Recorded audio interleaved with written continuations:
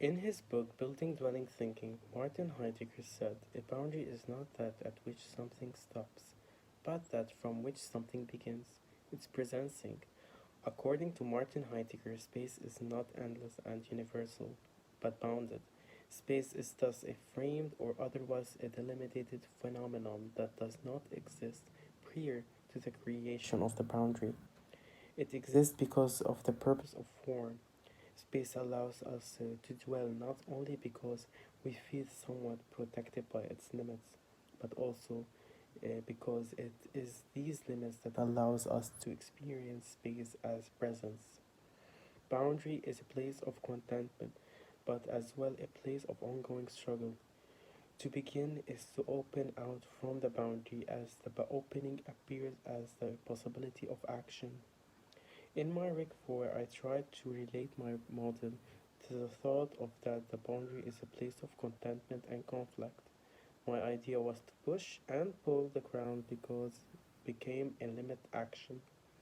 As for that, the earth was the boundary. So the boundary is the notion of the skin, skinning the ground as a boundary where the ground is barely pulled out. While studying kinetics, I tried to express how rotational motion can move into transversal motion and at the same time pull a lever that would activate a hydraulic system that pushes and unskins the earth.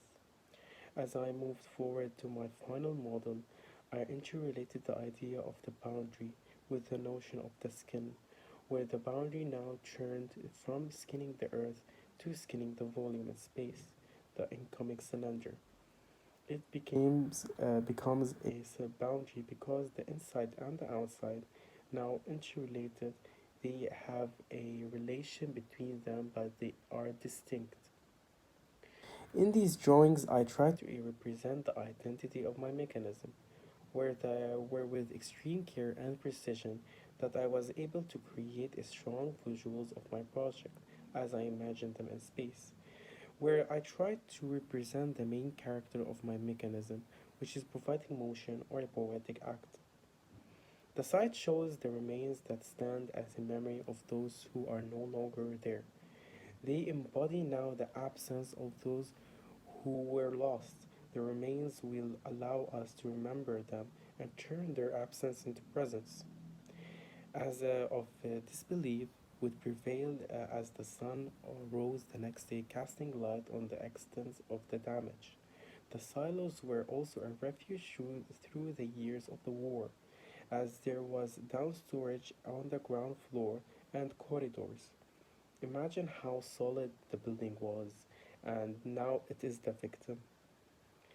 Our entire project is based on how we can revive the area after what happened, where a site now allows for things to grow.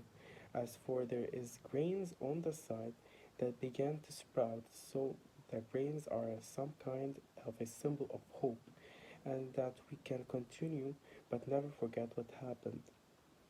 Our group research was about the traces of the past, where we talked about the founding of what was being there from before and still there. Traces remain. So sand and dust were the main elements in my project, where their traces can be provided about history of the area. I chose to represent history in my project through picking the tramway as a point of inspiration. It is since it goes in one direction and doesn't change its path. The government removed it because of that. But I mostly was interested by the merchants that were around the port and especially the Fustok Abid sellers. But during the Civil War, all the merchants that used to sell their items in the Beirut old souks had to flee the area because it was shot at and found refuge near the Corniche to continue selling and to continue resisting and continue surviving. They disappeared as multinational chains took over the area, so it became rare to find these merchants. As you can see in my model, I use a Scotch yoke mechanism, which converts rotational motion into linear motion. So, I use a complex mechanism that starts from rotational and to up and down movement, then to a transverse motion that goes forward and backwards, pushing the bigger cylinder to engulf the smaller cylinder, filling the void, becoming one entity.